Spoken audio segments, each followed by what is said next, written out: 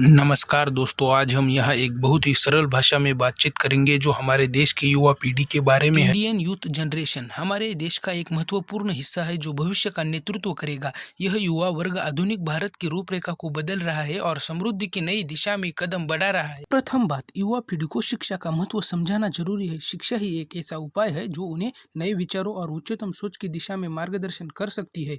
हमें यह समझना चाहिए कि शिक्षा केवल पुस्तकों से ही नहीं बल्कि जीवन के अनुभव से भी मिलती है। इसलिए हमें युवा पीढ़ी को अधिक साक्षरता की दिशा में बढ़ने का समर्थन करना चाहिए। दूसरी बात, सोशल मीडिया का असर युवा पीढ़ी पर कैसा पड़ रहा है, इस पर विचार करना महत्वपूर्ण है। सोशल मीडिया एक दृष्टिकोण से अच्छा है, लेकिन दूसरी ओर इसका अत्यधिक उपयोग नकारात्मक प्रभाव डाल सकता है। युवा पीढ़ी को सोशल मीडिया का सही तरीके से उपयोग करना चाहिए ताकि वह इसके लाभों को उठा सके और नकारात्मक प्रभाव से बच सके। तीसरी बात, युवा पीढ़ी को सामाजिक समस्याओं के प्रति जागरूक रहना अत्यंत आवश्यक है। हमें इस युवा समूह को शिक्षित करना चाहिए ताकि वे आपसी सहयोग के माध्यम से समस्याओं का समाधान कर सकते हैं और समृद्धि की दिशा में कदम बढ़ा सकते हैं।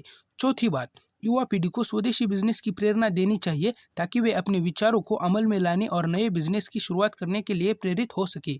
स्वदेशी बिजनेस युवा पीढ़ी को नए और स्वतंत्र मार्गों पर चलने का साहस देती है। पांचवी बात, युवा पीढ़ी को आत्मनिर्भरता की महत्वपूर्णता समझानी चाहिए। आत्मनिर्भरता एक ऐसी गुणवत्ता है जो व्यक्ति को सफलता के मार्ग पर ले जाती है और यह युवा पीढ़ी को समझाती है कि वे अपनी क्षमताओं का सही तरीके से उपयोग करके स्वयं को समर्थन कर सकते हैं। आत्मनिर्भरता से सिर्फ व्यक्ति ही नहीं बल्कि पूरा समाज भी उत्कृष्टता की ऊंचाइयों तक पहुंच सकता है। छठी बात, युवा पीढ़ी को सांस्कृतिक समृद्धि की प्राथमिकता देनी चाहिए। हमारा देश एक विविध और समृद्ध सांस्कृतिक विरासत का धारक है। युवा पीढ़ी को अपनी सांस्कृतिक पहचान को महत्वपूर्ण बनाए रखना चाहिए ताकि वे अपने मूलों और परंपराओं के प्रति समर्पित रहे। सातवीं बात, युवा पीढ़ी को सामाजिक सेवा में योगदान करने के लिए प्रेरित करना चाहिए। सामाजिक सेवा से न केवल समाज में सुधार होता है बल्कि युवा पीढ़ी को भी आत्मसमर्पण और समृद्धि की अनुभूति होती है। इसे समझ आता है कि सफलता का मतलब समृद्धि और समर्पण है, न कि केवल व्यक्तिगत या आर्थिक सफलता। आठवीं बात, युवा पीढ़ी को मानवाधिकारों और स्वतंत्रता की महत्वपूर्णता को समझाना चाहिए। युवा पीढ़ी को अपने अधिकारों को समझने और उनकी रक्षा करने के लिए सजग रहना चाहिए। नौवीं बात, युवा पीढ़ी को पर्यावरण संरक्षण के प्रति जागरूकता बढ़ाना चाहिए। अधिशीलता और सुरक्षित पर्यावरण की आवश्यकता है ताकि हमारे आने वाली पीढ़ियों को भी एक स्वस्थ और हरित पृष्ठभूमि मिले। युवा पीढ़ी को पृथ्वी के संरक्षण के लिए सकारात्मक कदम उठाने का साहस दिखाना चाहिए। 10वीं बात, युवा पीढ़ी को तकनीकी योग्यता में विकास करने के लिए प्रेरित करना चाहिए। आधुनिक युग में तकनीकी ज्ञान और कौशल का होना अत्यंत महत्वपूर्ण है। युवा पीढ़ी को नई तकनीकों को समर्पित होना चाहिए ताकि वे अपने क्षेत्र में पहले से अधिक सक्षम बन सके। 11वीं बात, युवा पीढ़ी को लोकतंत्र में भागीदार बनने के लिए प्रेरित करना चाहिए। समृद्ध और सशक्त समाज के निर्माण में युवा पीढ़ी को राजनीतिक प्रक्रियाओं में सक्रियता दिखाने की आवश्यकता है।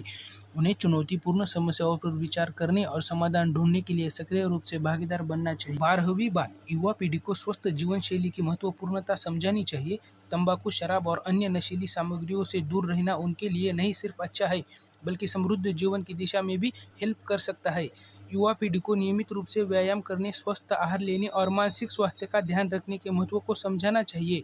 13वीं बात, युवा पीढ़ी को साहित्य, कला और सांस्कृतिक विकास का परवाह करना चाहिए।